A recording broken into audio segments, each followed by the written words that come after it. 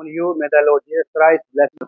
मसीह भारतीय कलीसिया को प्रभु यीशु मसीह नासरी के नाम में शांति और सुरक्षा निरंतर और लगातार मिलती रहे।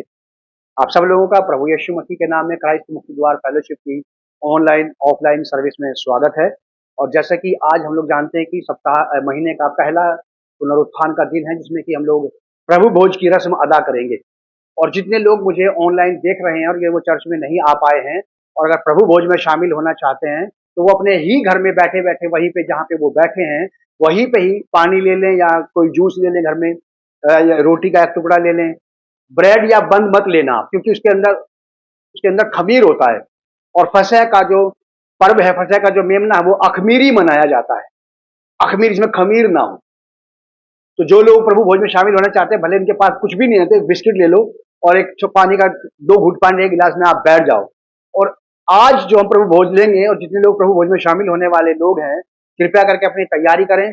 जैसे यहाँ से बताया जाएगा, अगर आपने वैसी बात को समझ लिया तो प्रभु भोज के मायने आपके जीवन में बदल जाएंगे और प्रभु भोज की शक्ति और सामर्थ्य भी आपके जीवन में बहुत ऐसे काम करने लगेगी। मैं आपको बताना चाहता हूं, हमारा आज का थीम है ब्लड ऑफ लैम्ब। हमारा थीम है ब्लड ऑफ लैम्ब, मेमने का लहू। मेमने का लहू। और कुछ दिन पहले की बात है, शायद ये 3, 4, 5 हफ्ते पहले की बात है, मैं खुद ही प्रभु से करता, प्रभु मैं आपके लहू के बारे में और ज्यादा जानना चाहता हूं। मैं इस लहू के बारे में और ज्यादा प्रीच करना चाहता हूं। मैं इस लहू के बारे में और अच्छे से जानना चाहता हूं ताकि मैं लोगों को बता सकूं।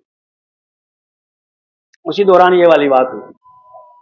आप लोग यहां तो अपना मोबाइल बिल्कुल मत खोलना, अपने घर में खोल के देख लेना।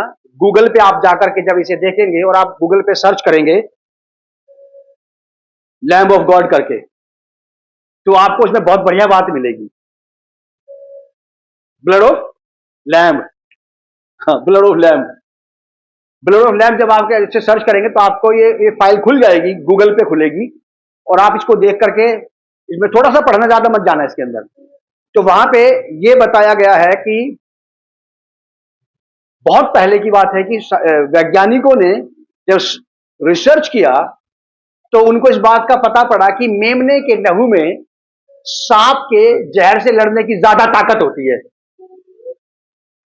मेमने के लहू में सांप के जहर से लड़ने की ज्यादा ताकत होती है। मेमने के अंदर सांप के जहर को मात देने के लिए ज्यादा ब्लड होता है। जब ये बात मैं सुन रहा था, मैं कि यार ये तो बात हमारे घर की बात है। हाँ, मैं जानता हूं ऐसे मेमने को जिसने अपना लहू बहाया है और सांप के सर को भी कुचला है।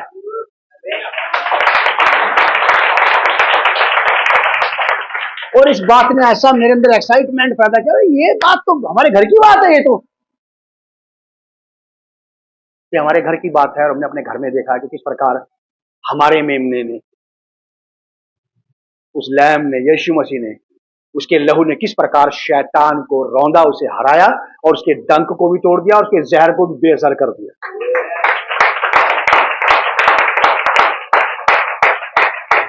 देख रहे हैं आप, साइंटिस्ट तो अब बता रहे हैं, वैज्ञानिक अब बता रहे हैं कि मेमने के लहू में सांप के जहर से लड़ने की ज्यादा ताकत होती है।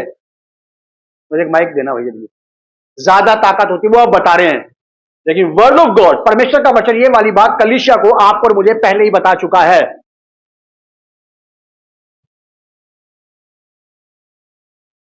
सुनिएगा आप हिंदी में, मैं इंग्लिश में भी सुनवाऊंगा।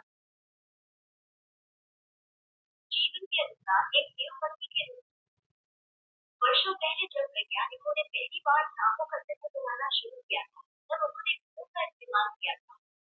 वे बड़े होते हैं और उनसे अन्य जानवरों की तुलना में सांप की जहर से लड़ने के लिए अधिक फूंकता है।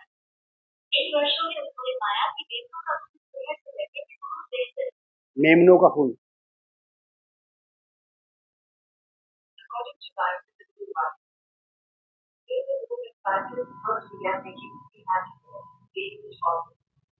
They are large and have more guts combat than other animals. Who will be able to discover the budget plan much better than hunting? उन्होंने ये पता किया था कि घोड़ों के अंदर जो खून, घोड़े बड़े होते हैं ना, उनका खून खून ज्यादा होता है, तो उनका खून सांप के जहर से लड़ने की ज्यादा ताकत रखता है। बाद में उनको पता पड़ा कि मेमना, लैम्ब, छोटा बच्चा, उसके खून के अंदर इतनी ताकत है कि वो सांप के जहर को बेअसर कर देता है। कितने लोग इस बात का विश्वास करते हैं? कितने लोगों के जीवन में प्रभु यीशु मसीह के लहू ने शैतान के, सांप के जहर को बेअसर किया है ना? आप इसे, जो लोग मुझे ऑनलाइन देख रहे हैं वो भी जाकर के अपने घर में देख सकते हैं। Lamb's blood is the antivenom.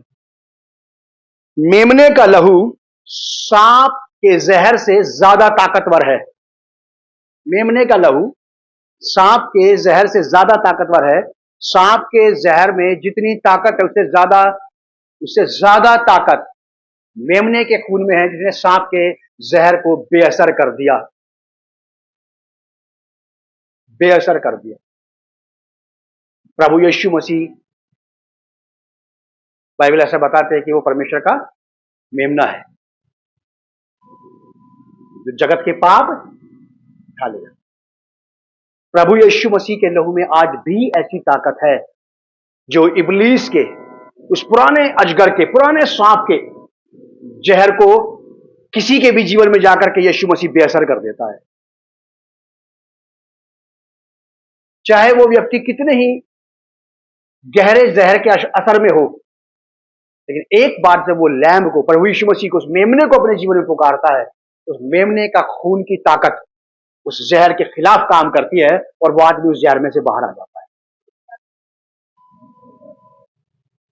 कोई रोग, सांप के जहर में जितने भी विषैले जीवाणु हैं, आदमी के दिमाग को सुन्न करके डैमेज कर देने के, उसके शरीर को सुन्न करके डैमेज कर देने के, उसकी नसों और धमनियों को, उसके धड़कनों को रोक देने की जो क्षमता सांप के जहर में है, उससे ज्यादा ताकत यीशु मसीह के लहू में है, जो शरीर के किसी भी मरे हुए अंग में जीवन पैदा कर सकता है। यीशु का लहू, बाइबल में लिखा कि हमें हमारे सब पापों से शुद्ध करता है, उस पाप से भी शुद्ध करता है जो चालाकी से शैतान ने हमारे शरीर में धर दिया है, जो शैतान ने अपने जाल में फंसा करके अपने पाप के अंश हमारे शरीर में, हमारे जीवन में रख दिए हैं, उनसे भी परमेश्वर के पुत्र यीशु का लहू हमें क्या करता है? शुद्ध करता है, वॉश कर देता है, वो सैंक्टिफाई करता है। मेमने का लहू। और हमारा मेमना कौन है? प्रभु यीशु मसीह, जो आज भी जीवित है और आज भी उसका ब्लड एंटीवायरस के रूप में काम करता है सांप के जहर के ऊपर, शैतान के, लूसीफर के, इब्लीस के जहर के ऊपर आज भी असर करता है, आज भी असर करता है। मेरे साथ निकालें आप निर्गमन की किताब, बुक ऑफ एक्सोडस, उत्पत्ति निर्गमन, उसका 12 अध्याय,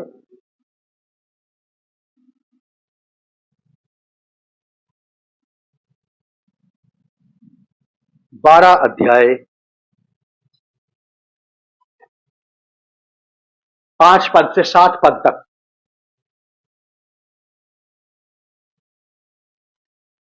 तुम्हारा मेमना निर्दोष और 1 वर्ष का नर हो, और उसे चाहे भेड़ों में से लेना चाहे बकरियों में से लेना। परमेश्वर यहोवा इजराइलियों को कह रहा है ये वाली बात, फसह का पर्व मनाने से पहले, और इस महीने के 14वें दिन तक उसे रख छोड़ना, और उस दिन गोधूली के समय, शाम के समय 4 बजे के आसपास, उस समय इजराइल की सारी मंडली के लोग उसे बलि करें। और प्रभु यीशु मसीह 12 बजे से 3 बजे तक क्रूस पर रहा, 3 बजे उसने अपना प्राण छोड़ दिया, और 5 बजे से पहले 4 बजे के आसपास उसको कब्र के हवाले कर दिया गया। 12 घंटे का टाइम चला यीशु मसीह की डेथ में। 12 घंटे का दिन होता ना, तो 3 दिन और 3 रात कब्र में रहेगा। अगर वो फ्राइडे को मरा था, फ्राइडे सैटरडे संडे अगर उठता है तो 3 दिन नहीं होते। लेकिन इस टाइमिंग को आप अगर सेट करें, इजरायली ऐसे करते थे सेट 12 घंटे के हिसाब से, दिन के और रात के ऐसे मिलाकर, तब 3 दिन पूरे होते हैं यीशु मसीह को। गोधूली के समय उसको शाम को दफन कर दिया गया था, ताकि वहां से उसका समय, वो घंटे शुरू हो जाए उसके जी उठने के, जो भविष्यवाणी हुई थी, जो 3 दिन तीसरे दिन मुर्दों में से जी उठे। तो यहां लिखा है, और इस महीने के 14वें, निर्गमन 12 अध्याय 6 पद, एक्सोडस चैप्टर 12 वर्स 6, और इस महीने के 14वें दिन तक उसे रख छोड़ना, और उस दिन गोधूली के समय इजराइल की सारी मंडली के लोग उसे बलि करें। तब वे उसके लहू में से कुछ लेकर जिन घरों में मेमने को खाएंगे उनके द्वार के दोनों अलंगों और चौखट के सिरे पर लगा देना। मेमने के लहू को, मेमने के लहू को लगा देना। जब पहिलोठों की मृत्यु की महामारी फैली मिस्र में, तो परमेश्वर ने मूसा को यही कहा था कि एक निर्दोष मेमना काट ले और इजराइलियों के घरों की अलंग चौखट पर बाहर निशान लगा देना। और शायद मूसा को भी इस बात का नहीं पता था कि वो कौन सा निशान लगा रहा, वो यूं लगाता चला गया, बस यूं कांटा लगाता चला गया, वो क्रॉस का निशान यूं। उसे भी नहीं पता था कि वो क्या कर रहा है। बाद में मूसा के बहुत साल के बाद पता लगा कि इसी क्रूस पर यीशु मसीह को लटकाया गया था। वो यूं करके लगाता चला गया इजराइलियों के घरों के ऊपर। यहां लिखा ऐसा कि वो लगाता चला गया और लोग बच गए उस दिन। फिर हम लोग आगे देखते हैं हम लोग 12 पद से लेकर 12 और 13 पद, इसी का ही 12वां अध्याय। क्योंकि उस रात को मैं मिस्र देश के बीच में होकर जाऊंगा और मिस्र देश के क्या पशु, क्या मनुष्य, क्या पशु, सबके पहिलोठों को मारूंगा और मिस्र के सारे देवताओं को भी मैं, ये मेरे लिए फकर की बात है, ये मेरा गर्व है साहब, ये मेरा गर्व है जिसे मैं बोलता रहता हूं बार बार कि तुम पिटोगे सारे एक दिन, तुम सब फंसोगे, कुछ भी कर लो चाहे। यहां साफ शब्दों में लिखा ऐसा, यहोवा कहता है कि मैं और मिस्र के सारे देवताओं को भी दंड दूंगा, दंडित किया जाएगा उनको, क्योंकि उन्होंने परमेश्वर की महिमा खाई है, परमेश्वर का सम्मान खा गए, परमेश्वर का हिस्सा जो लोगों को परमेश्वर को देना चाहिए था, आदर सम्मान रुपया पैसा, वो उन्होंने परमेश्वर को ना दे करके ये खा गए परमेश्वर का। और अगर क्रिश्चियन वर्ल्ड में, मसीह समुदाय में भी कोई ऐसा पादरी प्रचारक विश्वासी है जो परमेश्वर की महिमा को खाता है, तो उसको भी दंड दिया जाएगा, क्योंकि बाइबल का परमेश्वर यहोवा क्या था, उसने स्पष्ट बोला कि मैं अपनी महिमा किसी को नहीं दूंगा। कई सारे विश्वासी पादरी प्रचारक महिमा खा गए परमेश्वर की, अपने आप को शो करने के चक्कर में परमेश्वर को पीछे धकेल दिया उन्होंने। बहुत केयरफुल रहना आप, कितना ही बड़ा काम हो जाए आपके हाथ से, कितना ही बड़ा काम आपके हाथ से हो जाए, बस आपको एक बात का ध्यान रखना है कि मैं तो एक जरिया था, माध्यम था, लेकिन करने वाला तो परमेश्वर ही है, सारी महिमा उसी को दे। जो आपको महिमा देंगे, ले मत लेना उसे, ले मत लेना, मारे जाओगे। अगर वो देवताओं को दंड दे सकता है तो मनुष्य को भी दंड देगा फिर, उन देवताओं को जिस पर लोग आश्रित रहते हैं। फलाना बचा लेगा, यहोवा कहता है कि मैं देखूंगा ना, फिर कौन बचाएगा, कोई नहीं बचाएगा। जो यहोवा की महिमा से खिलवाड़ करेगा वो बख्शा नहीं जाएगा, क्योंकि यहोवा परमेश्वर ने पवित्र शास्त्र बाइबल में कहा कि मैं अपनी महिमा किसी दूसरे को नहीं दूंगा, जो उसकी है वो उसी के लिए जरूरी है बस। 12-13 पद, 13वीं आयत। और जिन घरों में तुम रहोगे उन पर वह लहू, मेमने का लहू, तुम्हारे लिए चिन्ह ठहरेगा, अर्थात मैं उस लहू को देखकर तुमको छोड़ जाऊंगा। मृत्यु के समय पे जब मिस्र में महामारी फैली पहिलोठों की, क्या जानवर, क्या इंसान, क्या राजा, क्या फकीर, क्या गरीब, कुछ भी, हर एक के घर में पहिलोठा पुत्र मर गया। लेकिन यहोवा परमेश्वर ने मूसा को एडवाइस की, मूसा को सलाह दी कि तू एक निर्दोष मेमना ले और इस सारे इजराइलियों के घरों पर, चौखट पे, फ्रंट गेट के ऊपर, फ्रंट गेट के ऊपर लहू लगा देना। आज बहुत सारे मसीह लोग अपने गेट के ऊपर बाहर क्रॉस का निशान लगाना पसंद करते हैं। ये क्रॉस याद दिलाता है कि मेमने का लहू इसी पे बहा था। लोग पता क्या कहते हैं, गेट पे क्रॉस क्यों लगा दिया? तुमने इसलिए लगाया क्योंकि तुम जानते ही नहीं, इसने इसलिए लगाया क्योंकि ये जानता है, क्योंकि अब मेमने का लहू तो हम लगा नहीं सकते, कहां से लाए मेमना खरीद के? लगाया तो पड़ोस के लोग सोचे पता नहीं क्या टोटका कर रहा है, घबरा जाएंगे वो, तो वैसे डर जाएंगे इस चीज को देख के।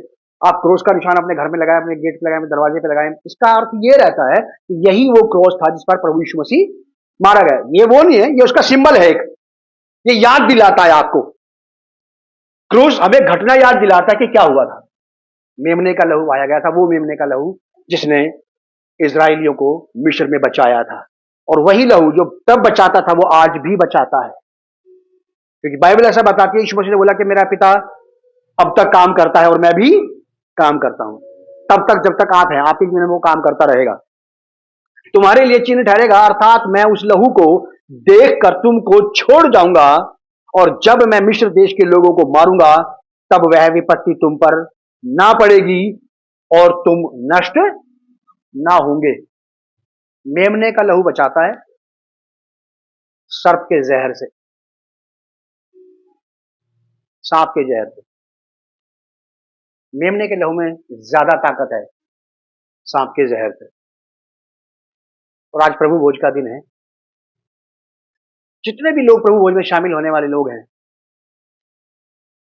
वो लोग अगर सचमुच में आज इस बात को समझ करके ढंग से इसमें शामिल हो गए, तो आज ही सांप का बचा कुचा जहर अगर किसी के शरीर में रोग और बीमारी के रूप में, ये मेमने का ब्लड आज ही खत्म कर देगा उसे।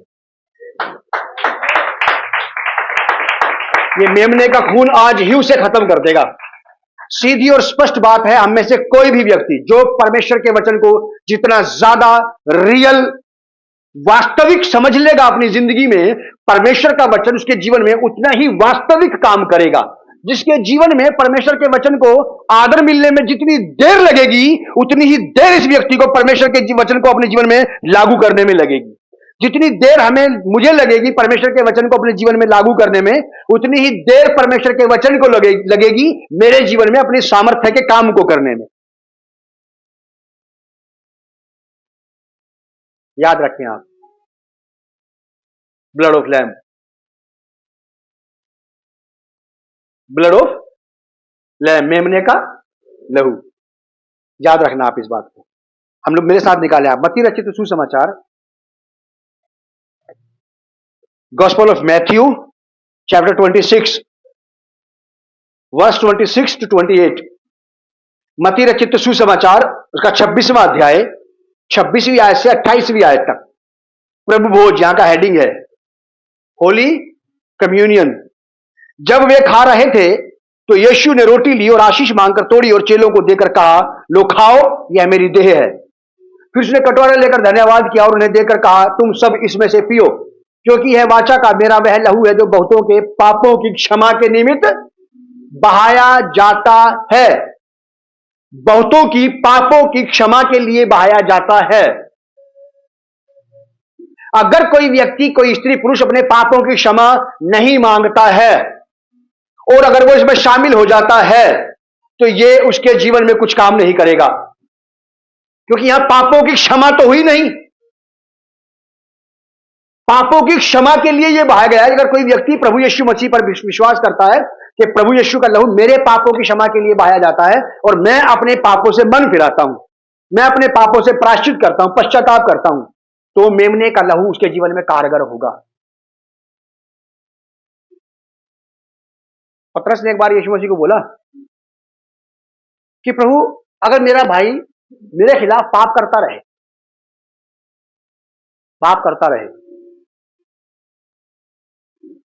तो मैं उसको कितनी बार माफ करूं? 60 के 77 गुने तक। ऐसा लिखा कि यदि वो पाप करे और पछताए, ऐसा लिखा वहां पे। अगर कोई पाप करके पछता नहीं रहा, उसको पछतावा नहीं है पाप का, उसको पाप के ऊपर उसको रियलाइज ही नहीं हो रहा कि उसने क्या किया है, अगर पाप का आभास ही नहीं हो रहा किसी व्यक्ति को, तो मेमने का लहू उसके जीवन में क्या काम करेगा? फिर है तो लहू इसीलिए कि ये पाप को मिटा दे, पाप के प्रभाव को बेअसर कर दे, तोड़ दे उसे। लेकिन पश्चाताप ही हृदय पे काम करता है। ये मेमने का लहू प्रायश्चित किए हुए हृदय पे काम करेगा। ये माफी मांगे हुए दिल पे काम करेगा। ये बिना माफी मांगे हुए व्यक्ति पर यह काम नहीं करेगा। बहुत केयरफुल रहना आप। यीशु ने कहा, जब ये खा रहे थे, रोटी ली, उसने आशीष मांगकर तोड़ी और चेलों को देकर कहा, लो और खाओ। 27वीं आयत में लिखा कि फिर उसने कटोरा लेकर धन्यवाद किया और उन्हें देकर कहा, तुम सब इसमें से पियो, क्योंकि यह वाचा का उस नियम का लहू है। वाचा का मेरा वह लहू है जो बहुतों के लिए पापों की क्षमा के निमित्त बहाया जाता है। बहुत सारे लोगों के लिए बहाया गया है, लेकिन अभी भी बहुत सारे लोग प्रभु यीशु मसीह के पास नहीं आए हैं। नहीं आए हैं तो अभी भी उनके पाप उनके जीवन में लागू हैं, काम कर रहे हैं। अभी भी पाप अपना पूरा प्रभाव वहां पर डाले हुए है, पाप अपना पूरा परिणाम उनके जीवन में दिखा रहा है, और तब तक दिखाता रहेगा जब तक ये लोग अपने पाप का अंगीकार करके, उसका प्रायश्चित करके, पश्चाताप करके उसको छोड़ नहीं देंगे। बाइबल में ऐसे लिखा है कि जो अपने पाप को मान लेता है और छोड़ देता है, उस पर दया की जाएगी। मेमने का लहू उस व्यक्ति पर काम करेगा जो अपने पाप की जानकारी रखता है कि मैंने पाप किया है। इसे आप बच्चों को मत दे देना प्रभु भोज को। एक अजीब शिक्षा चल रही है कि लोग बच्चों को प्रभु भोज दे रहे हैं अपने अपने घरों में। इब्रानियों की पत्री में ऐसा लिखा है कि बालक को धर्म के वचन की पहचान नहीं है, लेकिन ये सियानों के लिए है। उन सियानों के लिए जिनकी ज्ञानेंद्रिय का मतलब होता है जिनके सेंसेस, ज्ञानेंद्रियां, सेंसेस होते, लोग कहते हैं मेरी छठी इंद्रिय वाली बात कह रही है, इसको कहते हैं सेंस। जिनकी ज्ञानेंद्रियां भले और बुरे का, पाप का और पुण्य का, सही का और गलत का अभ्यास करते करते जो सही हो गए हैं, मजबूत हो गए हैं, ये उनके लिए है। अगर किसी को, कोई छोटे बच्चे को अपने पाप का एहसास नहीं, अगर कोई प्रभु भोज को देना चाहता है तो उसने बैप्टिज्म भी इसको करा देना चाहिए फिर छोटे बच्चे का, 6 महीने का, 4 महीने के बच्चे का करा देना चाहिए। क्योंकि बैप्टिज्म तो इसलिए है कि लोग अपने पाप का अंगीकार करते और बैप्टिज्म लेते अपने होशो हवास में। जो लोगों ने होशो हवास में लिया, पाप उन्होंने भी किया, लेकिन उनका सेंस काम करता है कि वो प्रायश्चित करते, पश्चाताप करते, माफी मांगते हैं प्रभु से। एक बच्चा यह काम नहीं कर सकता। बहुत केयरफुल रहना आप। अजीब अजीब शिक्षाएं मिलेंगी आपको सुनने के लिए। लोग कर रहे हैं ऐसा कि अपने घरों में अपने बच्चों को प्रभु भोज दे रहे हैं। बहुत केयरफुल रहना आप। सब शिक्षाओं का पालन करने की जरूरत और हर एक की बात को मानने की आवश्यकता नहीं है। अगर आपको कुछ समझ में नहीं आता, बात कुछ ऐसा कुछ अटपटी सी लगती है, तो ठहरें थोड़ा, परमेश्वर के वचन की स्टडी करें, परमेश्वर की आत्मा से सलाह मांगें। क्योंकि बाइबल में यीशु मसीह ने कहा कि परमेश्वर का पवित्र आत्मा के बारे में कहा कि ये तुम्हें मेरी बातें सिखाएगा। इसमें से अगर आपको कुछ जानकारी नहीं मिली ना, तो पवित्र आत्मा ने कहा मुझे सिखाओ इसमें से आप क्या कह रहा है ये। 28वीं आयत, क्योंकि यह वाचा का मेरा वह लहू है जो बहुतों के लिए पापों की क्षमा के निमित्त बहाया जाता है। मैं तुमसे कहता हूं कि दाख का यह रस उस दिन तक कभी ना पीऊंगा जब तक तुम्हारे साथ अपने पिता के राज्य में ना पीऊं। फिर वे भजन गाकर जैतून पहाड़ पर गए। प्रभु यीशु मसीह भी भजन गाते थे, आराधना करते। यहां लिख रखा, देख लो आप, आपकी बाइबल में लिखी वाली लाइन। वे यानी कि यीशु मसीह भी और चेले भी सब वर्शिप करते हुए गए। कई सारी बातें बाइबल पढ़ते आपको मुझे बहुत सारी ज्ञान की बातें मिल जाएंगी जो हमें भी करनी चाहिए। तो यहाँ पे लिखा 28वीं आयत में, क्योंकि यह वाचा का मेरा वह लहू है जो बहुतों के लिए पापों की क्षमा के निमित्त बहाया जाता है। प्रभु यीशु मसीह ने अपना लहू बहाया है हमारी क्षमा के निमित्त, हमारे पापों की क्षमा के लिए। हम पापों की क्षमा मांगे, प्रभु यीशु मसीह के लहू में शामिल हो जाए। और मेमने के लहू में ताकत है शरीर के और संसार के सारे विकारों को, सारे जीवाणु और कीटाणुओं को मार डालने की। देखो मैं एक बात ऐसे पढ़ के बता रहा हूं, मुझे बहुत अच्छी लगती है ये वाली बात, आप सुनना इसको। रोमियो की पत्री 6 अध्याय उसका 23वां पद बहुत पसंद है मुझे ये वाला पद, और मैं बार बार इसको बोलता रहता हूं शब्दों में इसको मैं बार बार बोलता हूं। ऐसा लिखा, क्योंकि पाप की मजदूरी तो मृत्यु है, पाप फैला तो मौत पैदा करेगा, और बचा नहीं सकता कोई इससे। फिर एक ही बचा सकता है, प्रभु। वो भी तब बचा पाएगा आपको जब वो आपके शरीर के अंदर, हमारे जीवन के अंदर पाप के प्रभाव को तोड़ देगा। अगर प्रभु ने हमारे जीवन में पाप के डंक को तोड़ दिया, उसके प्रभाव को तोड़ दिया, तो वो हमें बचाने में कामयाब हो जाएगा। डॉक्टर ये कहते हैं किसी किसी पेशेंट के बारे में कि 24 घंटे का समय है। अब डॉक्टर और परिवार के लोग 24 घंटे में उसके मरने का इंतजार कर रहे हैं क्या? बस आती होगी अब खबर, हाँ भाई डॉक्टर साहब कितनी देर, बस 5 मिनट में निपट जाएगा। ऐसा इंतजार कर रहे हैं क्या? डॉक्टर 24 घंटे का टाइम देकर के 24 घंटे में मेहनत कर रहा है उस व्यक्ति के ऊपर कि किसी तरह ये 24 घंटे के अंदर अंदर अपनी इस बीमारी से, इस जहर से बाहर निकल आए, इस मेडिसिन के द्वारा। जो मेडिसिन मैं इसको दे रहा हूं, डॉक्टर मेहनत कर रहा, परिश्रम कर रहा, 24 घंटे, 72 घंटे, 36 घंटे, कहते टाइम दे दिया डॉक्टर ने, मरने का टाइम नहीं दिया। उसने बोला भी हम 12 घंटे का टाइम है बस हमारे पास इस आदमी के लिए, कि हम इसको क्या कर लें, बचा लें। मेडिकल डॉक्टर इसलिए नहीं खड़े बेचारे वहां पे, वो बचाने के लिए खड़े हैं। कभी कभी वो भी हार जाते हैं, प्रयास तो करते ही है ना। लेकिन धन्य है प्रभु यीशु मसीह जो कभी भी नहीं हारा आज तक। उसने जिस भी पेशेंट पे काम किया, प्रभु यीशु मसीह ने जिस भी पेशेंट पे काम किया, 100% उसको वहां से बाहर निकाल के लेके आया। वो मैंने देखा अपनी आंख से, और देख करके बस मैं एक बार उसका एंजॉय करता हूं, उसका आनंद मनाता हूं, उसके बाद फिर मैं आगे चला जाता हूं। अब मैं उसी बात को नहीं दोहराता रहता। भाई 3 महीने पहले तो, 3 महीने हो गए वहां से निकले, हाँ अब क्या किया, अब तो कुछ नहीं किया प्रभु ने 3 महीने तक। बस एक बार उसका आनंद मनाओ, उसकी महिमा उसको दे दो, फिर आगे चलो। प्रभु अब कुछ और नया देखेंगे, आप दिखाइए, हम देखना चाहते हैं। इब्रानियों की पत्री 9 अध्याय की 14वीं आयत, सॉरी रोमियों की पत्री 6 अध्याय उसका 23वीं आयत में पूरी कर दी है। लिखा, क्योंकि पाप की मजदूरी तो मृत्यु है, परंतु परमेश्वर का वरदान हमारे प्रभु यीशु मसीह में क्या है। प्रभु यीशु परमेश्वर का वरदान है, गिफ्ट ऑफ लाइफ। जीवन फैलाते हुए राज्य करेगा, अनंत जीवन फैलाते हुए।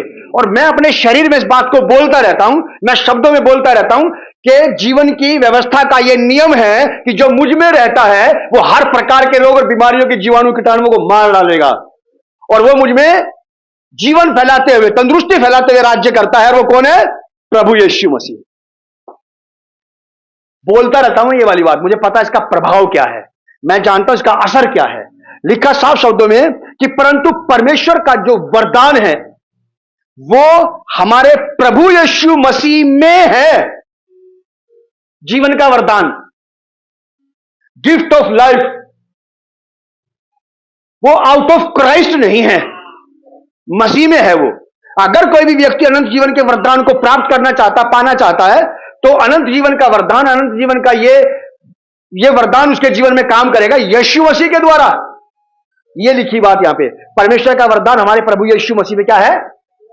और बाइबल बताती है कि यीशु मसीह ने जीवन फैलाते हुए राज्य किया। साहब, जीवन फैलाते हुए राज्य किया उसने, क्योंकि वो इसीलिए आया कि लोग जीवन पाए। और ऐसा लिखा यीशु मसीह के बारे में कि परमेश्वर का पुत्र इसलिए प्रकट हुआ कि, क्या बात है, ये रटी हुई चीजें होनी चाहिए हमारी जबान पे, कि परमेश्वर का पुत्र यीशु मसीह इसलिए प्रकट हुआ, स्पेशली शैतान के कामों का नाश करे, इब्लीस के जहर का अंत कर दे। मेमना इसलिए जगत में आया, मेमना इसलिए हमारे जीवन में आया, मेमना इसलिए हमारे जीवनों का हिस्सा बना, इसलिए हमारे घर का हिस्सा बना, इसलिए वो हमारी जिंदगियों का हिस्सा बन गया कि सांप के जहर को बेअसर कर दे।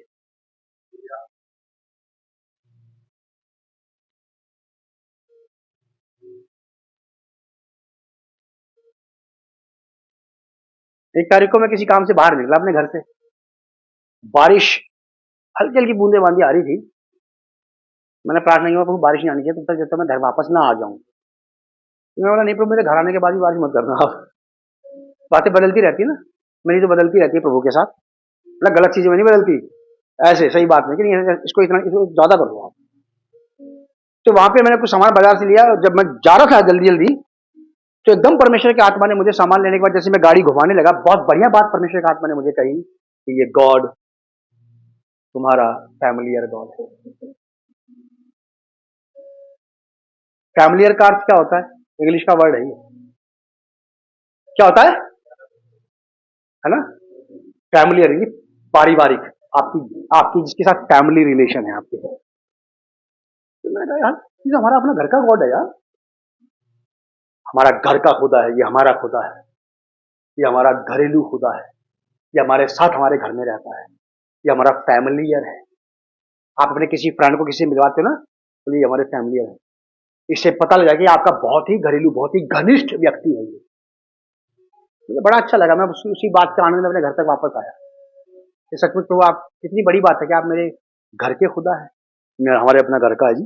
खुदा को लोग कहते हाँ तुम्हारा खुदा क्या? हाँ हमारा है खुदा। किसी किसी बात के बारे में बोले हाँ हमारे बाप का है ये, तो ये तो नहीं यार, ये मेरा बाप जरूर है, परमेश्वर ये जरूर है हमारा। ये चीज ये जगह मेरे बाप की भले ही नहीं है, लेकिन ये मेरा फैमिलियर गॉड है जिसके साथ मेरे फैमिली रिलेशन है, ये हमारे घर का परमेश्वर है। छोटी बातें नहीं है ये बातें आपको मुझे इसलिए बताई जाती ताकि आप और हम इस बात को समझें और अपने दिमाग को ठीक ठाक कर लें कि मुझे अब डरने घबराने की जरूरत नहीं है, क्योंकि परमेश्वर तो मेरे घर में मेरे साथ ही रहता है। लेकिन अगर वो रहता है तो आपके चाल चलन को भी देखता है, फिर घर में देख रहा है फिर वो सब उसके, हाँ ये सही कर रहा है कि नहीं कर रहा है, तो क्या कर रहा है क्या नहीं कर रहा है, सही भी और गलत भी। क्या लिखा है यहाँ पे? इब्रानियों की पत्री 9 अध्याय 14 पद, वहां पे ऐसा लिखा है कि परमेश्वर के पुत्र यीशु मसीह का लहू हमें हमारे विवेक के मरे हुए कामों से क्यों को छुटकारा नहीं देगा। प्रभु यीशु मसीह का लहू हमारे विवेक को भी मरे हुए कामों से छुटकारा देता है। मरे हुए कामों का मतलब होता है पुराने पाप, पुरानी बातें, पुरानी विचारधाराएं जहां से हम निकल आए हैं। शैतान चाहेगा कि वो बातें हमें याद रहें, शैतान चाहेगा वो बातें हमें हमारे दिमाग में बार बार आनी चाहिए ताकि हम शर्मिंदगी फील करें, गिल्टी फील करें। हमें गिल्टी फील कराना ये शैतान का काम है, लेकिन हमें पाप के आभास में लाना ये परमेश्वर का काम है। हमें पाप का आभास हो रहा है कि मैंने पाप किया, ये परमेश्वर का काम है कि मेरे सेंस को खोल रहा है कि मुझे पाप का एहसास हो जाए कि पाप किया है मैंने, ताकि उसकी मैं माफी की तरफ दौड़ूं। लेकिन माफी मांगने के बाद अगर वो पाप दोबारा याद आता है, गिल्टी फील होती है कि यार क्यों कर दे। ये शैतान का काम है हमें गिल्टी फील कराना, अपमानित करना, लज्जित करना, शर्मिंदा करना। और परमेश्वर का काम हमें अपना अपमानित करना, हमें लज्जित करना, हमें शर्मिंदा करना नहीं है। परमेश्वर का काम है हमें धो करके, हमारे कपड़े बदल करके, और अपने घर के सारे नौकर चाकरों को कह देगा, सारे स्वर्गदूतों को कि झुको इसके सामने। उड़ाव पुत्र के बारे में कितने लोग जानते हैं? कपड़े बदलते क्या बन गया था? बादशाही हाथ में आ गई थी। घर के सारे लोगों पर हुक्म चलाने लगा। फिर तो गाय चराने वालों पे, बैल चराने वालों पे, भेड़ चराने वालों के ऊपर, खाना बनाने वालों के ऊपर, खेत में काम करने वालों के ऊपर, फिर सबके ऊपर हुक्म चला रहा है, क्योंकि परमेश्वर ने उसको बदला और अधिकार भी दिया। गिल्टी में नहीं मरा वो पाप के उसमें रहता है, पाप के दबाव में कि मैं ऐसा कर दिया मैंने, तो ये परमेश्वर का काम नहीं है। इब्रानी 9:14 हमें, जब आप कभी मौका मिले आपको, तो आप कह सकते हैं कि प्रभु यीशु मसीह के लहू को मैं अपने विवेक पर लगाता हूं, जो मुझे मेरे विवेक के मरे हुए कामों से छुटकारा देता है। दिमाग में रहती है ये वाली बातें। हार्ड डिस्क समझते हैं आप? मेमोरी समझते हैं आप? मेमोरी मोबाइल की होती है ना, उसकी लैपटॉप की भी होती है।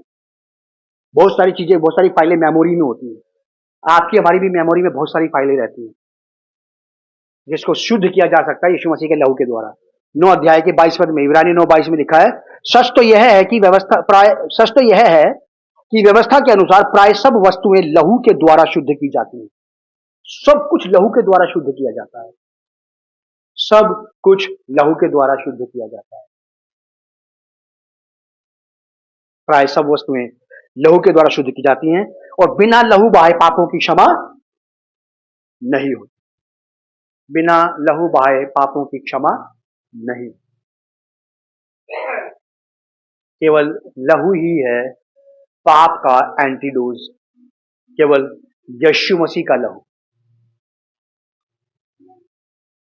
यीशु मसीह का लहू, प्रभु यीशु का लहू। जब यूहन्ना बपतिस्मा देने वाले ने और उनके चेलों ने यीशु मसीह को जाते हुए देखा, तो यूहन्ना ने अपने चेलों से कहा कि देखो परमेश्वर का मेमना जो जगत के पाप उठा ले जाता है। ये लैम्ब है, ये मेमना है, इसके लहू में इतनी ताकत है कि एक ही बारी में उस पुराने इब्लीस, उस पुराने सांप के जहर को बेअसर कर देगा। ये एक ही बारी में कर देगा। आदरणीय पिता प्रभु यीशु मसीह नासरी के नाम से हम आपका धन्यवाद और आपकी तारीफ करते हैं इस समय के लिए जो आपने दिया। बड़ा धन्यवाद देते हैं प्रभु यीशु मसीह के उस बहाए गए लहू के लिए, जो आज भी उस पुराने सांप के जहर के अगेंस्ट में काम करता रहता है। प्रभु यीशु, हम आपका धन्यवाद देते हैं कि आपके लहू में प्रभु जी वो ताकत है, आपके लहू में वो क्षमता है, आपके लहू में वो सामर्थ्य है प्यारे प्रभु, जो आज भी हमें हमारे सब पापों से शुद्ध करता है। आज भी उस पुराने अजगर के, पुराने सांप के, उस पुराने इब्लीस के, उसके सारे जहर को प्रभु जी खत्म करता है हर उस जिंदगी में से जिस जिंदगी में आपका लहू आ जाए प्रभु जी। जिन जिंदगियों पर आपका लहू लगा दिया जाए वहां पर यह मृत्यु का दूत प्रवेश नहीं कर पाता है। आपका धन्यवाद करते हैं। पवित्र आत्मा हमारी सहायता करे कि हम सदैव प्रभु यीशु मसीह के लहू को लगाते रहें, यीशु के लहू के करीब पाए जाएं और यीशु के लहू की खुशबू हमारे शरीरों से और हमारे घरों से लगातार महकती रहे। ठीक वैसे जैसे हम परफ्यूम लगाते हैं, स्प्रे करते हैं बॉडी को, उससे भी कहीं ज्यादा ताकत के साथ यीशु का लहू हमारे जीवनों से महकता रहे। अनुग्रह दें और कलीसिया को पवित्र आत्मा आप ऐसी अगुवाई दें कि कलीसिया मेमने के लहू के आसपास ही रहे और मेमने के लहू का इस्तेमाल करती रहे अपने घर पर, अपने परिवार पर, अपने लोगों पर, ताकि मेमने का लहू निरंतर और लगातार हमारे खिलाफ काम करने वाले शैतान के कामों को नाश करता रहे। क्योंकि परमेश्वर का पुत्र यीशु मसीह इसीलिए प्रकट हुआ कि शैतान के कामों का नाश करे। प्रभु इस होली कम्युनियन की टेबल को आप ब्लेस करें, प्रभु भोज की मेज को आशीष दें। जब लोग इसमें शामिल होते हैं प्रभु, इसमें मेमने का लहू जो है वो सचमुच इनके शरीरों में चला जाए और इनके शरीरों के अंदर से यीशु के नाम में बीमारियां बिल्कुल खत्म हो जाएं। शत्रु और शैतान के द्वारा उपजाए गए उस जहर को प्रभु यीशु का लहू बेअसर कर दे अभी और इसी वक्त। यीशु मसीह नासरी के नाम में ऐसा ही हो जाए। आमीन। God bless you and shalom on you.